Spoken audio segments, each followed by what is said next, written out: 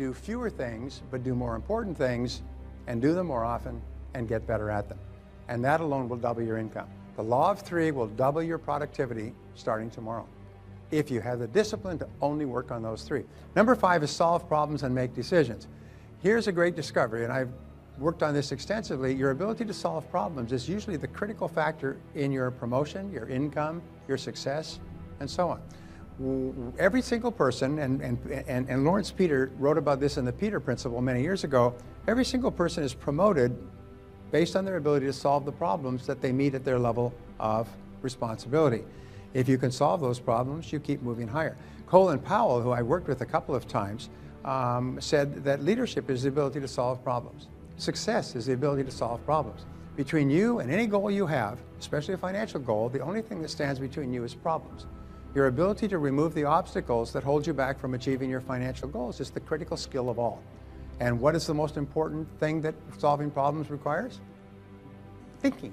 Defining the problems clearly, defining the solutions clearly, picking the most important solution to the most important problem and taking action on it and working on it and expecting it not to work a few times until you finally break it through. One of my favorite stories, which you're familiar with, is Thomas Edison working on the electric light bulb. And the story of it is very interesting. It goes back for years, but bottom line is, after conducting 5,000 experiments, and these were mentioned in the newspapers, a journalist came to him and he said, "Mr. Edison, why do you persist in trying to invent an electric light bulb when everybody knows that man was meant to light their way through life with kerosene lanterns?" He said, "You failed 5,000 times. Is that a good use of resources?" And his answer was this. Remember, he said, "Young man, you don't understand the way the world works. I have not failed at all. I have successfully identified 5,000 ways that will not work, which puts me just 5,000 ways closer to the electric light bulb, and I will have the electric light bulb." It was experiment 11,332 or something like that, where the filament lasted and the light bulb burned all night, and it changed the world. But he said, there's no question. He said, all of success is simply taking away all the ways that don't work until the only way that's left is the way that will. And that's very important for us in business, is to realize every time you make a mistake, you say, hey, that's progress. That's one more way that doesn't work. Number 6, lead by example. Be a role model. This is a key responsibility of leadership, is once you take the roles, once you step to the front, everybody is watching you. You're like in a goldfish bowl, and your job is to be a role model. Finally, a vision is an ideal future picture of the way you want your company to appear 5 years or 10 years from now. It's something that can cause people to give their dedication, their loyalty, their commitment. People can dedicate their lives, their talents, their abilities, their intelligence.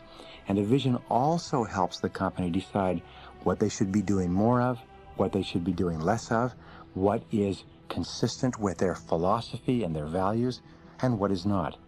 So it's very important that individuals and organizations sit down and think through what the vision should be. The greatest weakness that we have as individuals, which filters into our organizations, is that we sell ourselves short. We settle for less than we are capable of. We tend to compromise even in advance. And so the establishment of a vision begins with your imagining no limitations on what you could be sometime in the future. Decide what's right before you decide what's possible. Imagine that you're in the process of creating the finest organization in the world, that this organization would be recognized far and wide as the finest company or organization of its kind that's ever been created. So project yourself forward 5 or 10 years. Imagine that your company is now perfect in every respect. It is world class. It is respected by everybody in the industry. It has the finest people, products, processes, and services. What would it look like? What would it stand for? What would people say about it? If people were to come into the company, how would they describe it? And just allow yourself to play with this idea. This is called blue sky thinking, and it's practiced by all peak performing executives. They allow themselves to dream and to visualize what the very ideal would be, and then they come back from the future to the present day, and they think, what could we begin to do right now? What steps could we implement? What processes could we commence in order to begin moving step by step to where we want to be sometime in the future? Courage means building within people the sense of personal power that enables them to take action when the outcome is uncertain. Trust is the most important quality of successful organizations, and trust means that people are allowed to make mistakes without being dumped on. They're allowed to take risks. They're allowed to try out new things. They're allowed to take chances when there is no guarantee of success, and they know that their bosses will not dump on them for a temporary loss of time or money. The most successful organizations are where people are the most creative and have the greatest amount of courage in trying out those ideas to see if they work. So here are the 7 responsibilities of leadership. Number 1, to set and achieve business goals. That's what leaders do. That's your responsibility.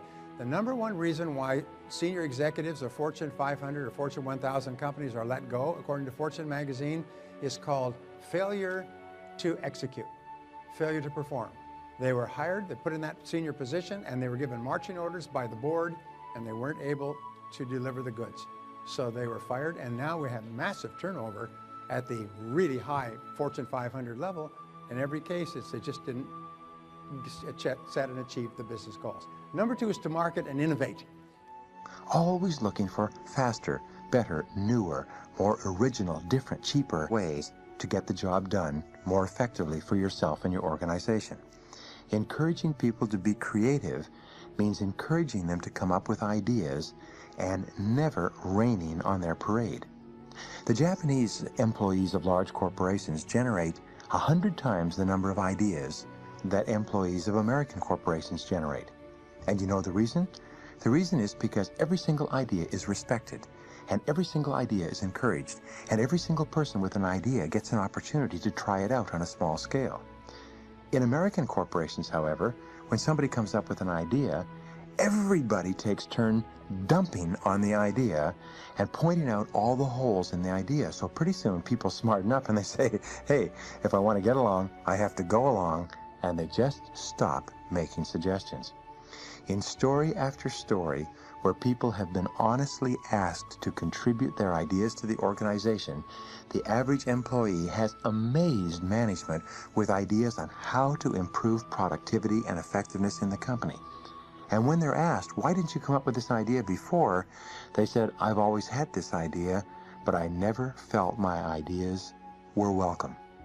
So welcome ideas and encourage creativity. Allow people to come up with even ridiculous ideas and just listen to them.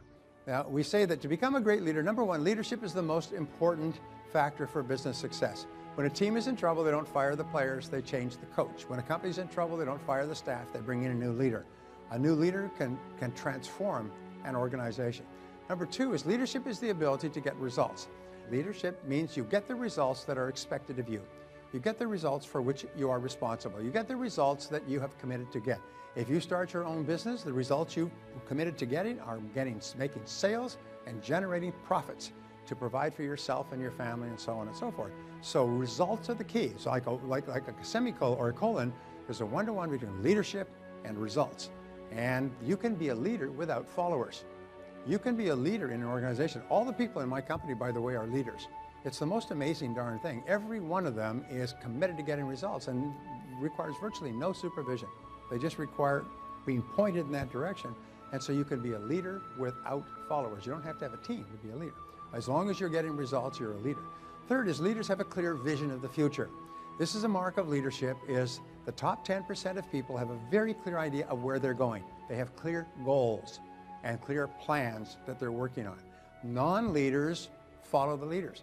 In fact, as Drucker said, that leaders think about the future. No one else is tasked with that responsibility.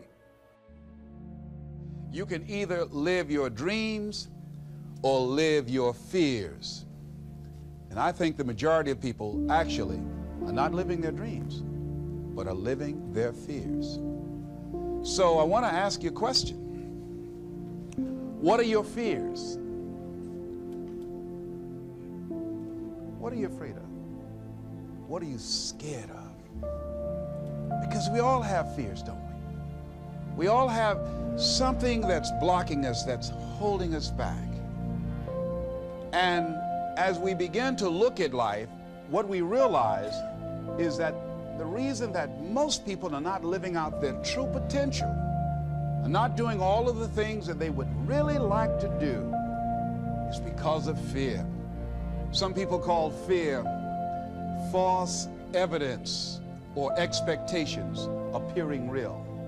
What are the things that you fear that's been keeping you from living your dream? That's been keeping you from doing some things that you would like to do? Just think about those things. And how do we begin to handle that? Abraham Maslow said that life is about growth. And he said you can either go back to your comfort zone, and there you won't find any growth, or you must be willing to go forward and face your fears again and again and again. Because you're never going to have a fear-free existence. I mean, some fear is acceptable and legitimate. There are some things that you really should be afraid of. Now, you shouldn't allow it to immobilize you.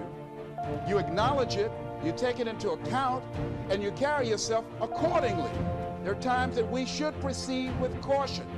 But it's the difference between being stopped by fear.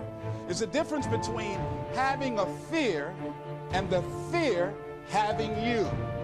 So what do? One, acknowledge it, and knowing that it's okay. Don't condemn yourself for being afraid. It's perfectly fine to have some fears. You acknowledge your fears, you embrace those fears, and then you move on. You act on whatever it is that you fear. Because once you embrace it, see, what you resist will persist. What you resist will persist. So one of the most important things is to begin to embrace your fears. Guess what?